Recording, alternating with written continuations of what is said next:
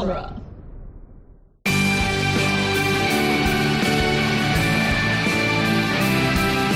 Welcome to Beyond Geek by Night, where we go behind the scenes of the Geek by Night podcast. On today's show, we will be discussing the 41st episode, The Variant Issue.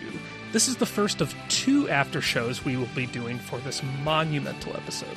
So Google which one of those X-Men series was made up, because we're about to go beyond Geek by Night. I'm your host, Matt Bennett. I am joined today, as always, by writer and creator Scott Carelli. Hi. Voice of classic Elliot Markowitz in his first Beyond Geek by Night appearance, Kevin Zeigler. Hello there. Voice of Simon Holt, Andrew Ball. Hey there. Voice of Jeff Gibson, Chris O'Connor. Hey, that's me. Hi. And the voice of Gwen Allen, Ray Ruzzo. Hello.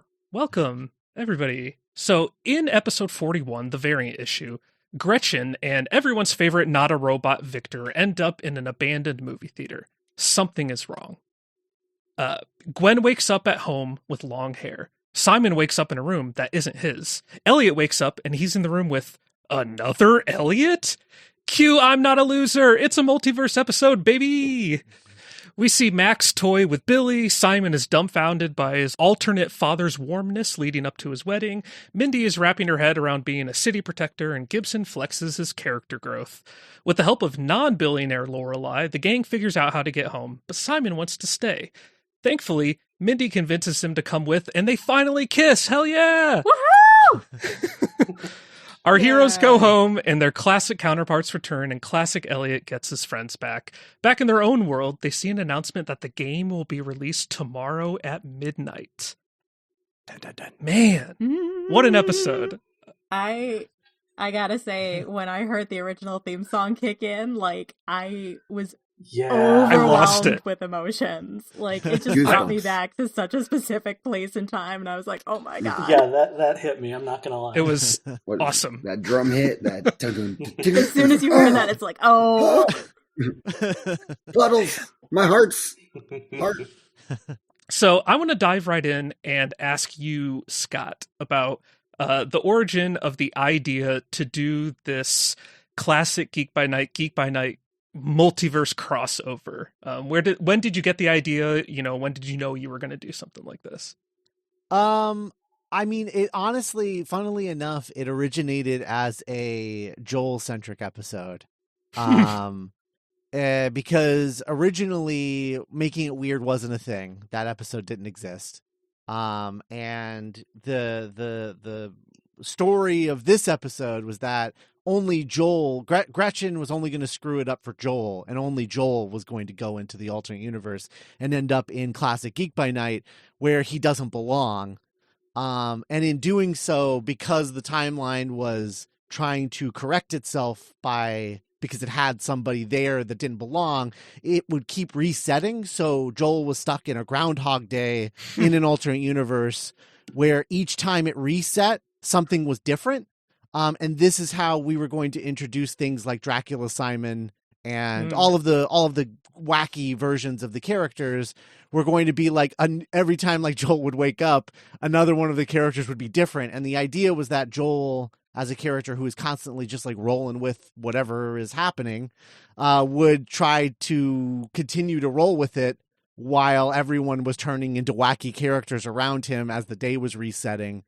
And it was a story about like what it would take for Joel to finally be like, okay, I actually do have to do something. This is too crazy. And all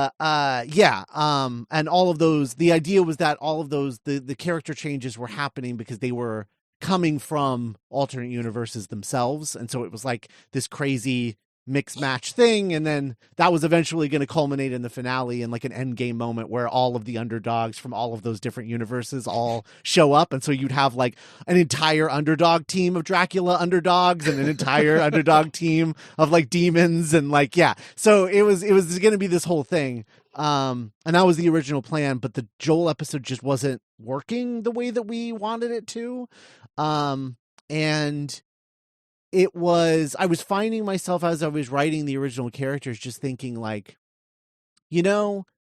if I'm going to do this, if we're going to go back, like I actually want to do something about them. And so maybe this shouldn't be a Joel episode. And so we kind of scrapped that episode after already writing it. Or writing a couple of drafts of it anyway. And so we threw it out, and then we reset all the way back to World of Tomorrow, and then started rewriting all of that stuff again. And that's when Making It Weird happened, and the Joel-centric storyline in the previous episode. And then we got to this, and this was always called, especially by Cass, as like Scott's episode, because Cass they never listened to the original series, and that was always a good thing in my mind, because I always liked having someone in the room that was not just had nothing to do with that show, to make sure that we were staying on the rails of the new show. And this was just something that I was championing for a while, and came up with the concept of them sort of taking over the bodies of their the original versions of themselves, because I thought it would be important.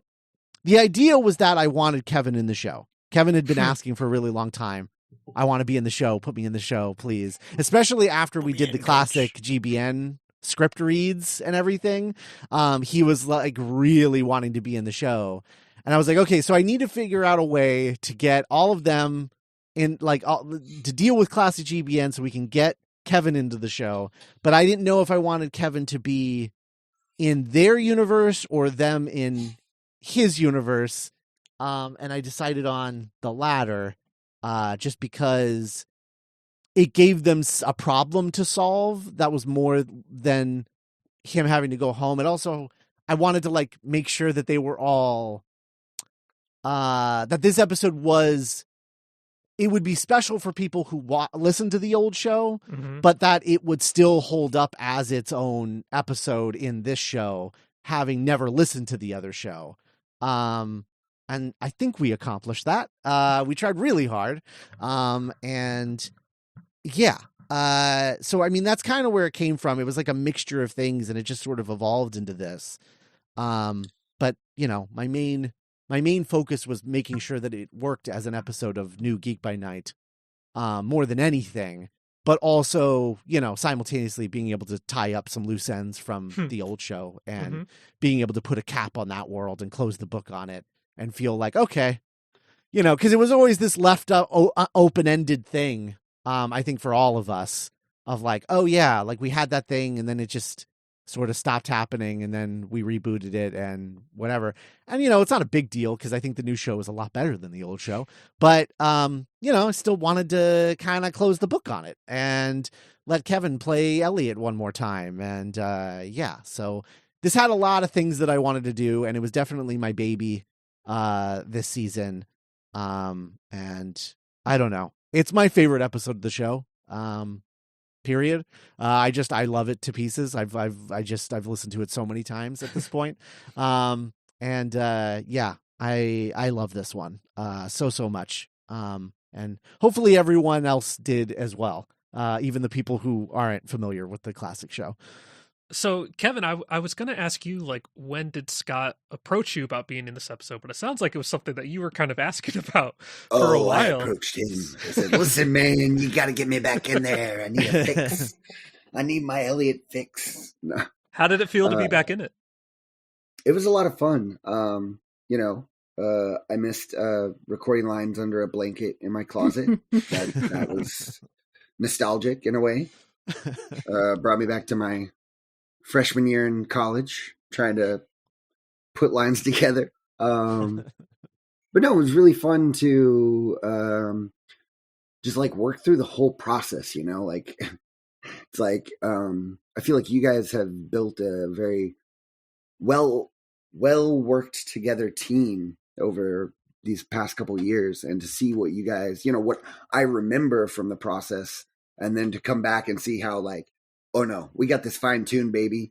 No. You're not sending me half lines. You send me the whole line. This is how we set it up. This is the email. Boom, bang, boom, bomb, boom. But like, it was great. just doing the like rehearsal was fun.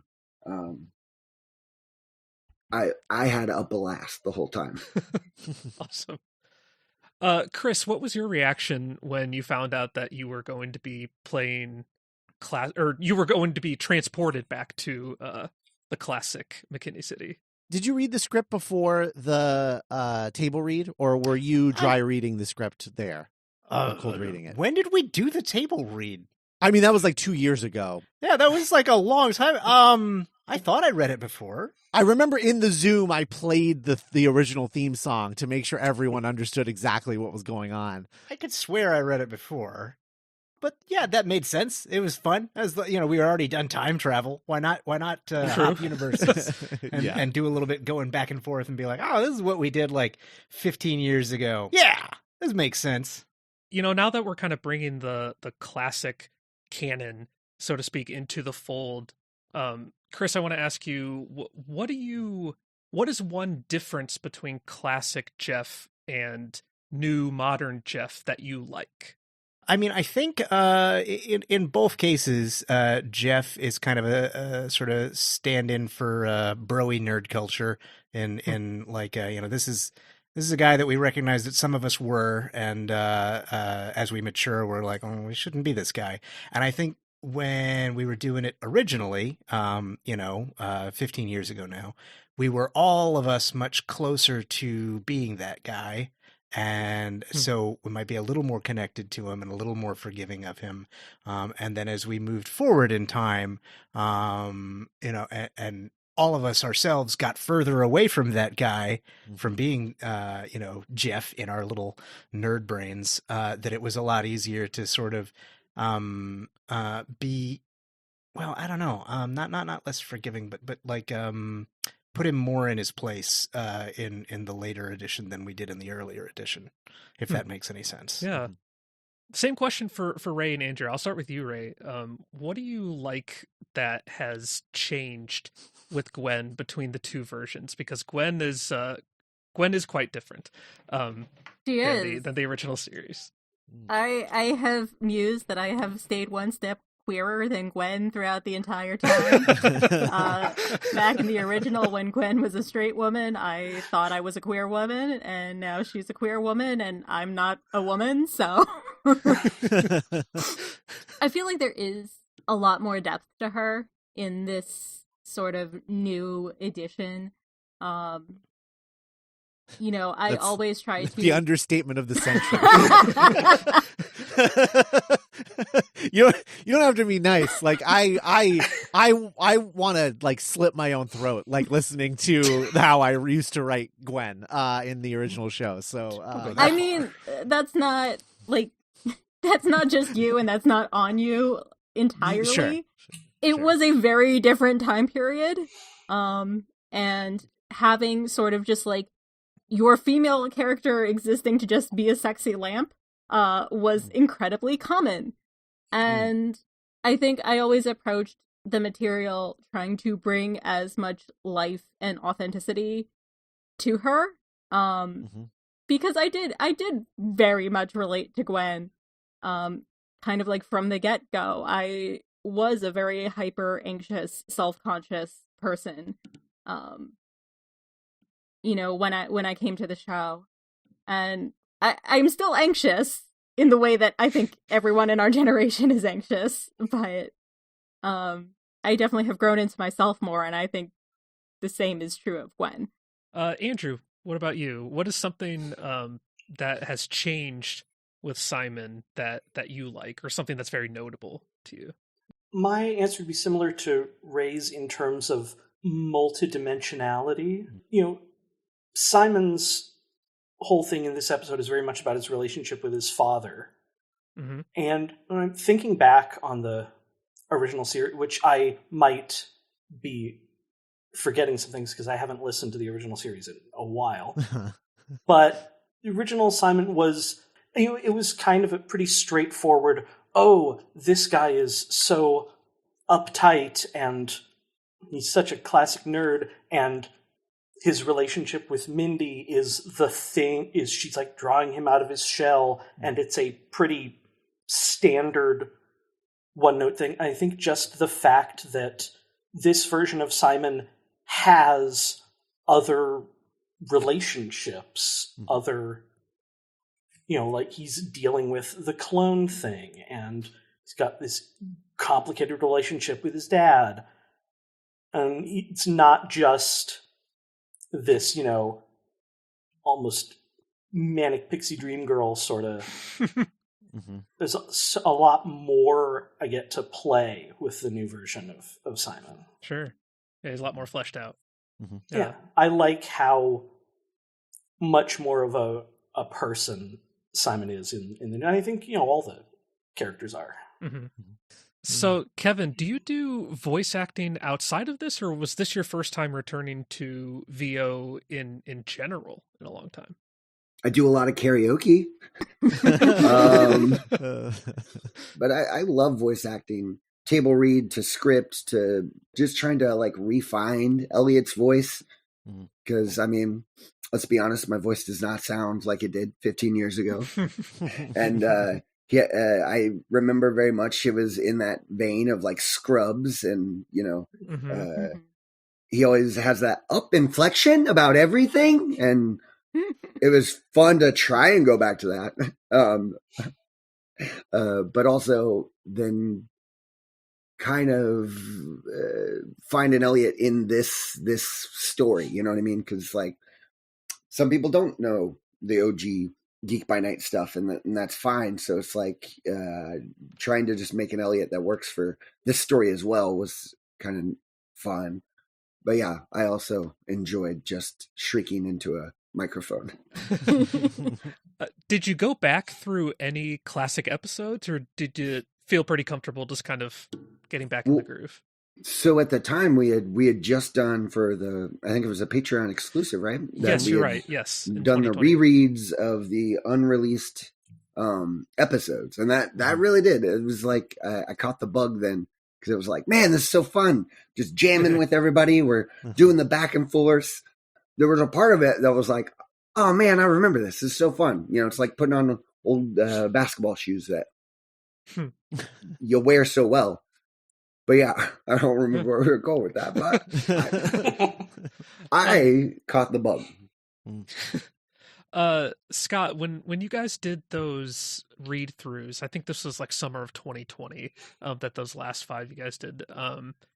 Did you know yet that you were going to be bringing it back into the fold, or was it just something that you kind of wanted to put a pin into from the classic days? Yeah, no, it was simply a thing where I think Nick and I were trying to figure out a way to, I found all the old episodes and scripts on a hard drive somewhere, and then I was just thinking we're in the middle of a pandemic with nothing to do. This would be a fun thing to do, maybe.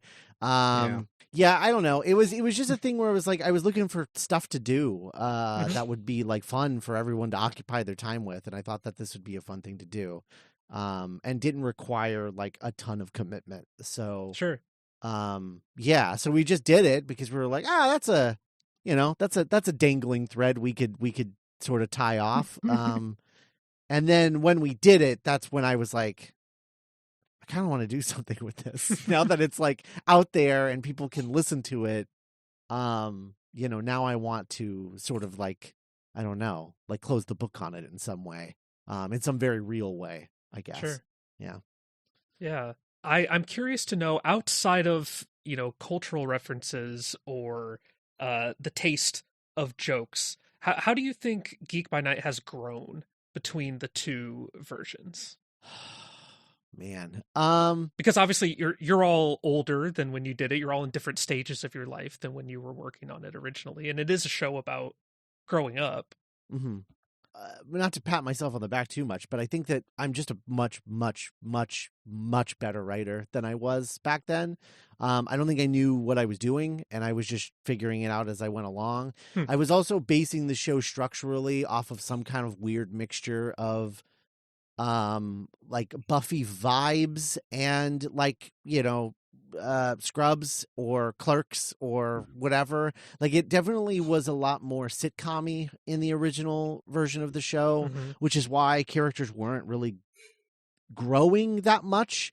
And within that first season, those 15 episodes of scripts that we did complete, I think eventually, especially in the back 5 that we did the live reads for, I think eventually we got to a point where I was like, okay, I'm no longer content with doing this, the sitcom-y version of this. I want it to grow into something else. So I was already sort of evolving as a writer and trying to get myself out of the version of the show that was the beginning of it, I guess.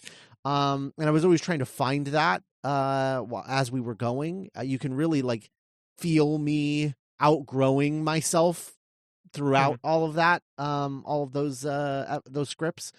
But yeah, I mean, getting to this and being able to start over from the beginning of the story, but doing it, you know, from my new writing perspective. And I still think from the first episode, I think that Nick and I and Cass, like, I think we've all grown as writers. And I think this is like far and away our best season of the show, is the one that you guys are currently listening to.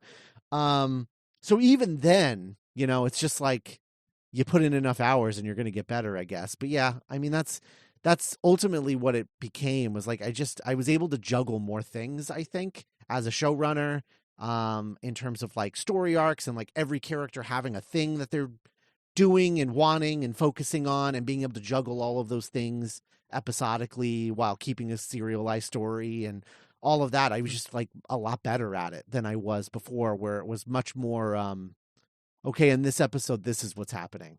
Sure. And then the next episode starts and it's like there's one thread from the previous episode that is continuing, but otherwise everything else is like back to one and we're starting a new thing. Status quo, It was just a very different structure of narrative. And so I just think I'm a stronger writer, stronger showrunner, and I have these amazing creative partners in Cass and Nick, and you know, we're all trying to I don't know, keep the train on the rails, but also improving everything as we go, and constantly renovating and innovating. So yeah, I don't know, does that answer your question? yeah, it's very general on purpose.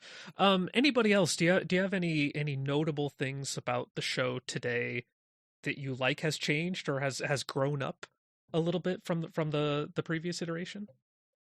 I feel like the perspective has changed. You know, the original, it was set in that, you know, wacky comedy, boy looking for love, he's a nerd, superpowers, very limited range of storytelling. But, you know, like Scott was saying, and you were more imitating stuff, where it was like the new Geek by Night is its own thing. It has multiple perspectives of like this person and that person. Like Nathan wouldn't be a character. Well, Nathan kind of was a character in like the Muffin Man almost in the early original series. Just a one-note villain.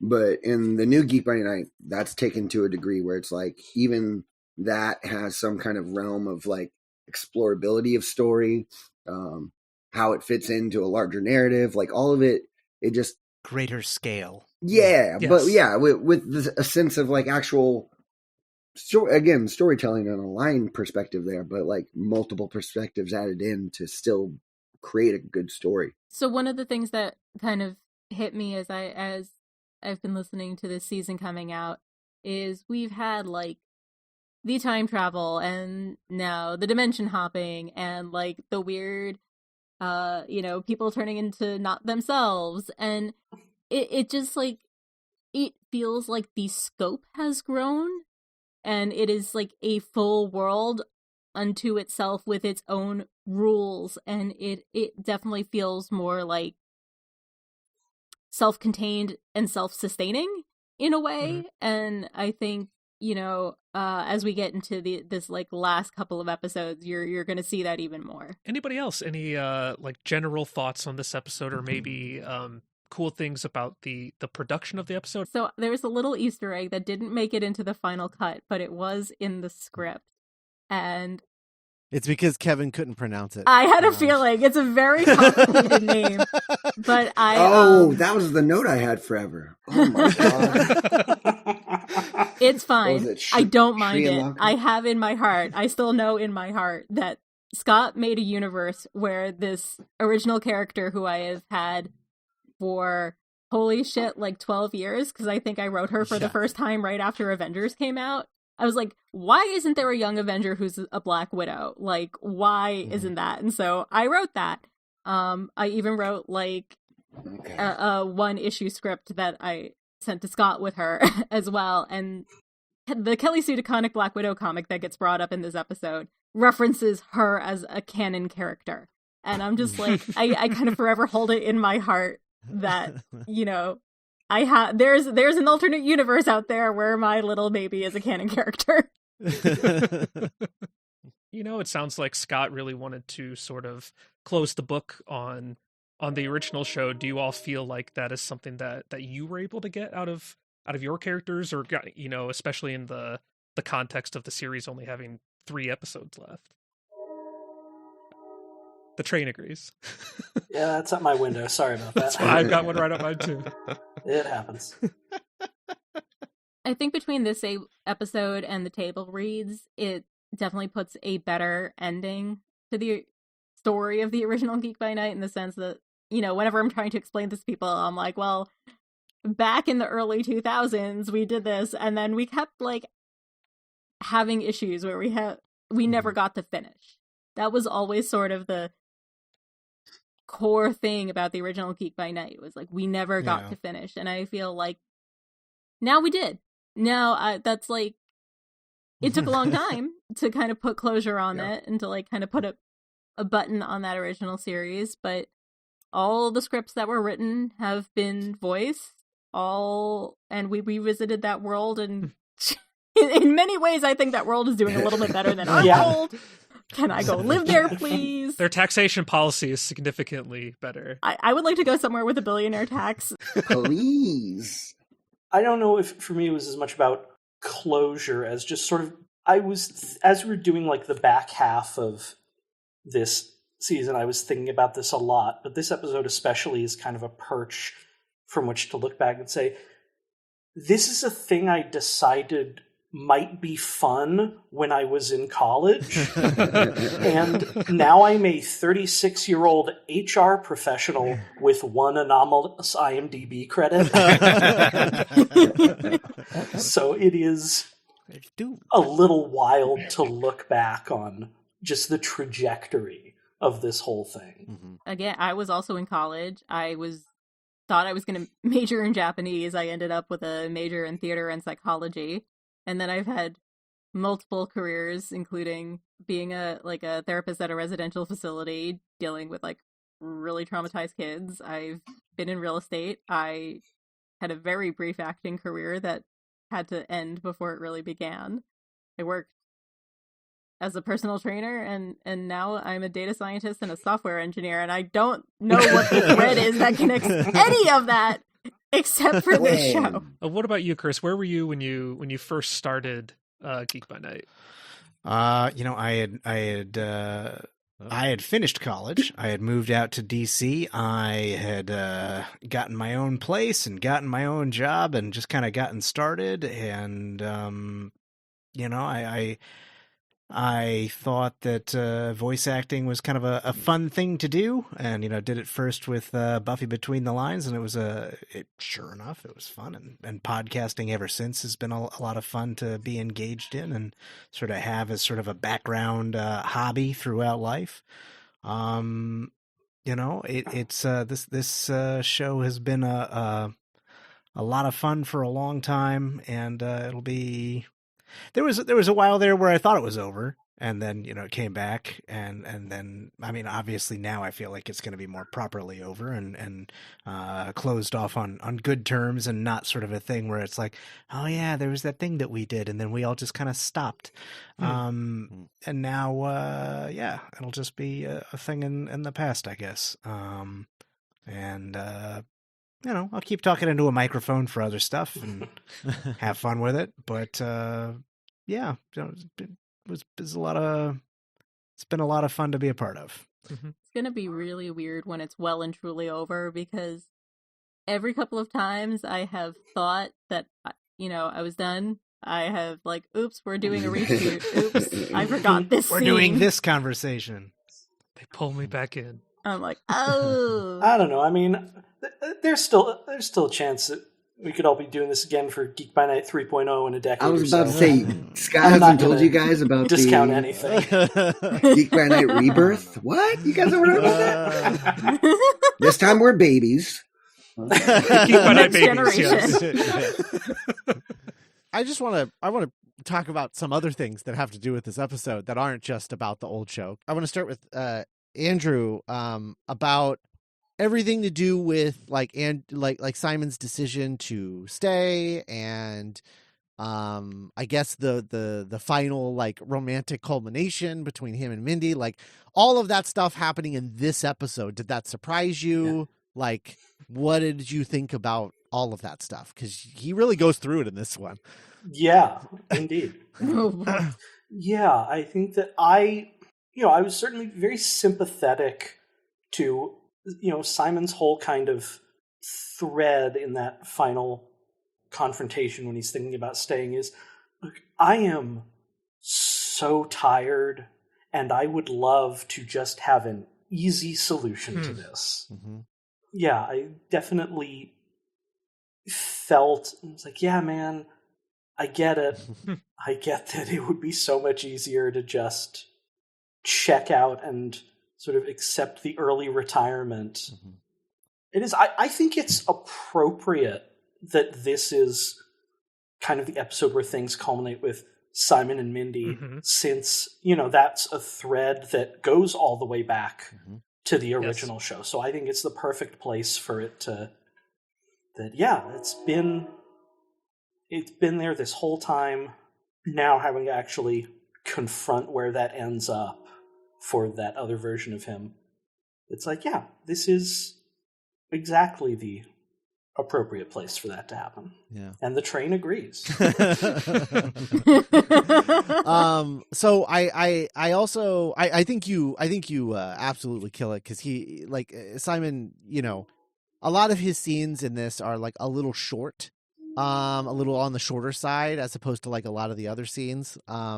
His like internal logic is shifting in each episode, or each scene, so much that, I was really impressed with how much you sold all of that in each scene. I just think that you can absolutely see the wheels turning in his head with every scene and the progression of like how he gets to make that decision.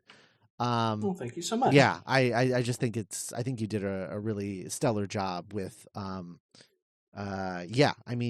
just think that there was a lot to do in this one, for you, and I think you killed it. So, and it's a lot of really subtle stuff, which, is, sometimes really difficult to play, especially in audio. So you did an excellent work. I also, speaking of stuff that was a long time coming, years ago when I think we were doing the first season still, Ray reached out to me randomly and was like, "Hey, so there's this moment in Under the Bridge where Gibson gets away with saying a lot of stuff, and like he never apologized for it, and I think he should." And I was like, I know there was no place in that episode to make that happen organically. So but I promise you I will get to it. And then we proceeded to go another half a decade without it happening. And because it could never come up organically, but Ray, I fulfilled my promise. It happened. Yes, it finally happened. It was Your debt is really repaid. satisfying. So I just want to get your thoughts on that scene, and of course Chris's thoughts as well. Oh, that was rough. I think I actually had to close my laptop and walk away for a moment, because that's very real. And like, being someone who is not a cisgender man in nerd spaces, I hear that a lot. And I actually think the rhetoric is increasing and not decreasing. for a very long time, I'm like, how can Gwen continue to work with him and be around him, be on this team with him without an apology from him? And I tried to keep, at least in like that episode and a little bit like decreasing over time, just like a little bit of this discomfort of like, I had this conflict with this person, but I still have to get along with them. And I think that faded over time to the point where, like, by the time this episode came up, like, that's not on her mind anymore. Like, she's not dealing with being called, like, what was the term that he used? It was like an affirmative action hire or something like that. Yeah, I forget exactly the term as well. It was a twofer. Something like that. It was something like that. It was kind of like mind-blowingly like, ow, I feel like I just got stabbed in the chest. But yeah, it wouldn't have been able to like organically resolve in that episode. And I feel like, you know, Gibson having to like confront his alternate universe self and just kind of reflect on that did make this the perfect time for him to go, hey, by the way, I was an asshole to you. I'm trying to remember how we left off in those first episodes. At what point in his development did he develop at all in that regard? Or he developed, but he focused it all on the customer, the female customer that he upset, instead of Gwen, the person that he sees every day. And not in that episode, not in the most recent episode specifically, but when we did our first, because there was sort of like this feeling like, classic GBN, you mean? In classic GBN, yeah. Where did we leave him off, like in that regard? I don't think he had to confront as much or grow. I think he went on kind of different direction. Yeah, I don't know. I think he went on a date and was told that he had more potential. He could be a better person than he well, was. that's true. I think I don't remember where the it left off. He like met up with some ex-girlfriend. Right. He met an old girlfriend. Yeah, because the goal, guys, still working on this. I mentioned this on the classic Geek by Night episodes that you can go and listen to for free on the Patreon if you want to hear me cringe into a ball every episode. But in those episodes I talk about like the plan was that he had actually that ex-girlfriend had actually had his kid, and that was how we were going to like have him grow, was to be like have to like take on fatherhood and et cetera, et cetera. But we never got to that point. Yeah, we never got to that point in the show, so it just never happened. But also that was a show that was being written by a 22-year-old, so you know. Yeah. But yeah, it was good in this episode for him to sort of confront that sort of that less developed version of himself, and all these people around him were like, "Oh, you're like this," and he's like, "No, I'm not." You know, like I changed. What? And then like sort of thinking back on who he was and where he came from and what's happened, and having that opportunity to be like, "Oh, I should apologize for that one. It kind of sucked. Now that I think back on it, like, whoops, sorry. Yeah. I mean, not a whoops, but genuinely sorry, for what the character did in the past and how much he's changed and developed and sort of forced to confront that in this universe, and how much of a whiplash that's going to be when sort of like the alternate universe version of himself comes back the next day and is still an asshole. So like those customers will come in and just be like, "Oh, he's back to his old self." Maybe he'll get a wake up call. No, I guess not. We can only hope. Never. I really loved the way that you performed that scene, Chris, because you just slathered it with so much shame. Of like, you can feel yourself like looking down at the ground and shuffling your feet while you're doing the whole speech. And it's so good. And, you know, and the way that Ray performs the scene was like being completely oblivious of like, what are you oh, right. Yeah. That was a long time ago. But being like, oh, okay, well, you better late than never. Yes. I accept your apology. You know, it's just like the whole scene was like performed kind of perfectly, I thought. And And also the way that you, Chris, you ran through the apology almost at a clip, where you're like, okay, I got to get all this out. Been thinking about this for a while. Yeah. It was all really good. Like, I just need to get all of this out there, and then. Yeah. No, it was really excellent stuff. You guys are so good at what you do. Thanks, Scott. Yeah, you three are always amazing. Every time I hear you, it's wonderful to hear your guys' voices. No disrespect on any voice actor, but especially, those that I've heard for 15 years plus now. Mm-hmm. To hear you guys not only like bring the acting skills and the emotion to characters, but develop these characters to the sense that, like, when you say something in a Gwen voice, I believe it. Chris, when you are Gib, you're Gib.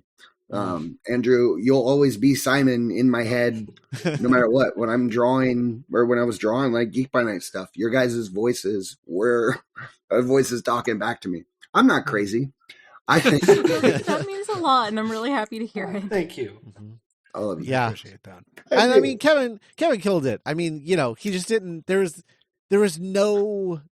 He lost nothing. Like, it's so crazy. He just he jumped back in and he was 1000% classic Elliot all over again. And it was like he'd been doing it this entire time in another universe. Internally monologuing. Yeah. Kind of, in a way, I have. But yeah, no, it was just such a treat to this episode to direct and hear everybody's performances. And the way that it all came together is just, man, I've never been prouder of anything I've put together. But I'm saying that now as a person who has not yet directed the finale. So I think that's going to be my favorite episode of all time. But as of now, this is absolutely my favorite episode. And, it's Scott, can I tell you the one thing that resonated with me so much throughout this entire episode, in this episode? Okay. Is the constant battle between cutting your hair and growing it out.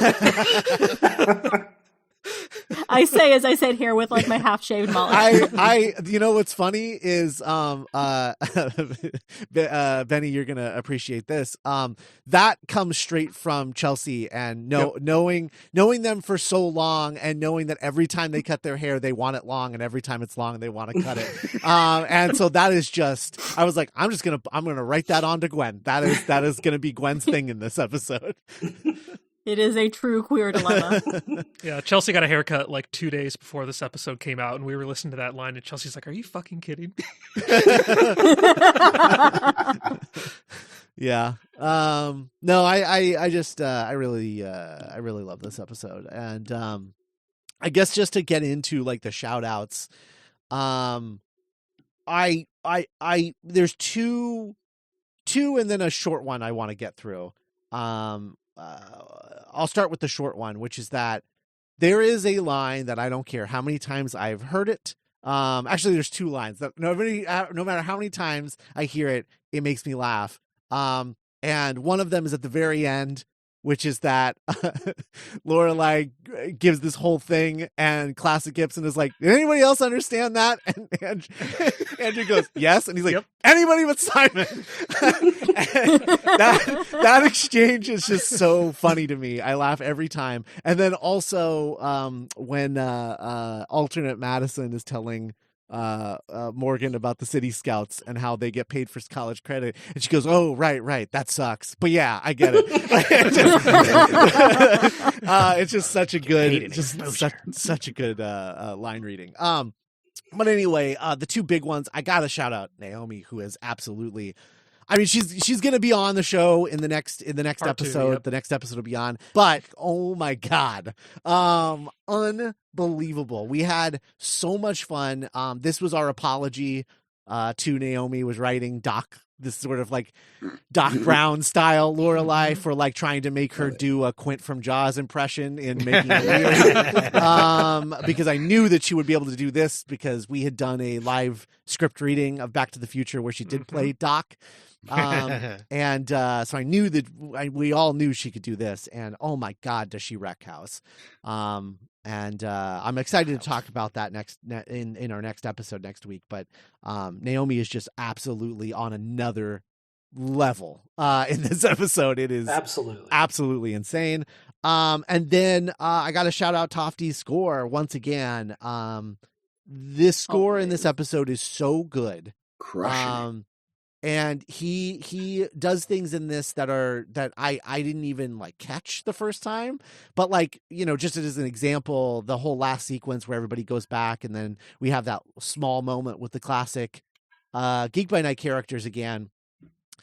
He plays a riff as they start talking, and the riff is like a score version of I'm Not a Loser. That sort of like plays, and it's just like, yeah, I get like wispy just like even thinking about those final moments with those guys, because I'm a lot like a classic Elliot in this episode. I'm like saying goodbye to these characters, and you know, thinking about how long it's been since I've really hung out with them and all of this. So yeah, but his score is unbelievable in this. It's I keep saying this, I feel like every week, but Tofty just keeps getting better at being a composer every single week. And makes sense. My God, this is just an amazing score in this episode. And he did the used to do that guitar riff, the Underdog comic guitar riff on a Nintendo DS, and he finally did it with a real guitar. So you know, that was great. So those are my shout outs. Well, just to continue on that, like just Tofty's like a mustache twirling, you know, Max going back to being Max and just be like, oh, life was easier this way. I like it. I'm gonna just do this, and then just kind of slowly being like, well, I don't want to hurt them. I don't want to beat them. I just let's TP them. You know, like, we're gonna it's a full character arc in this episode. Let's flood their shop and destroy all their merchandise, and they'll be forced to sell. And I was like, hey, I know that one. Yeah, right. That's great. A lot of fun. Because having him bounce off of classic Billy, the stasis of classic Billy, and seeing how different their dynamic is once he sort of pulls the mask off. And the very little bit at the end where he's just like, I know you're just trying to use me, and this is all part of a greater scheme. He's like, wait, what? Well, as long as the train's raising my hand for me, I would. See, unfortunately, now I feel like because I don't remember her name, but the person who played Angela, that role is such an important part of making like Simon's whole arc in this episode. I think she just does such an incredible job of immediately selling, no, yeah, this is a good, safe universe to be in. Mm-hmm. If I remember correctly, that is Leslie Beauchamp who voices Atlas as well. Right. Yes, that's right. She's a rock star. Wonderful, just so efficient and compact in delivering so much, sort of setting the tone so well in a small handful of scenes. Mm-hmm. I just thought it was fantastic. The whole thing with that was like I like the idea of Simon completely misreading the point of that story. Which, you know, she's like, yeah, no, it'll be the easiest decision that you ever make. And he's like, you're right. It is a very easy decision to stay here. It makes perfect sense. And I'll just clone myself again and put myself in that body. That's not convoluted and confusing at all. It's the easiest solution possible. Only to finally kiss Mindy and realize that was the easy solution all along. You're right. She kills it in this. She really does. And after having played Atlas for so long, I was like, you know, let's have her play this. Just because I think, it's not like she gets to do a lot as Atlas in terms of, monologues or anything like that. So, I wanted to give her something fun to play. Any closing thoughts on this episode? There's a lot in it. there's so much. I mean, I was going to say the Max and Billy reunion was probably like the most I've squealed joy at like re-listening to something. Just it was like it took me back to like the good old days. Well, my back didn't hurt. No, I'm not that old. I am anyway. But like to finally hear it all come together, probably might be one of the most like happiest moments I've ever had. Like I was walking home from work listening to this. Well, I started it at work, and people thought I was like going insane because I was just grinning from ear to ear with my headphones on, listening. People are like, "What are you doing?" I'm like, "I'm listening to myself on a podcast." Well, it's actually a drama series I started back when I was in high school. Long story short, I'm playing this old version. New people are there, and I'm like, "What the hell?" But you know, it is hard to describe to people sometimes. Yeah, and that's when you tell them just listen to it. Seeing, like I said, everything come together, build off the old, create a new, and also, you know, I know it's coming soon. The closure, you know, I've seen the threads finally start to tie together. It was beautiful. Beautiful, baby. I loved it. Good stuff. This is one of the first episodes that really hit me that the show is ending. Being able to really take a look and see how much these characters have changed and grown with each other and on their own. You know, we've had a lot of really cool stuff this final season, but this is one where it felt like the beginning of the end to me, and that was great, but it was a lot. I think the final scene does a lot to tee that up. I think the final scene, like especially like Ray's reading of that final line in the episode, it's just like, oh yeah, no, we're going into the finale now. We're you know, to borrow another franchise's term, we're in the end game now. All right. Well, I want to say thank you again to all of my guests, all these rock stars for being here today. Scott, Kevin, Andrew, Chris, and Ray for joining me. And thank you to all of you, the fans, the underdogs, for listening. If you'd like to support the show, please join the Dueling Genre Patreon at duelinggenre.com/support. And if you want to hear more about these alternate versions of our heroes, you can listen to all 15 episodes of Classic Geek by Night on Patreon, as well as bonus content from some of Dueling Genre's best shows, including weekly episodes of Dueling Genre Tonight. You can also tell your friends, families, and followers to subscribe to Geek by Night on iTunes, Spotify, Stitcher, or wherever you're listening to this right now. Finally, if you like our show, please leave a positive rating for us on iTunes. Thanks for going beyond Geek by Night with us. We'll see you next time in part 2 of our discussion of the variant issue. Have a super day.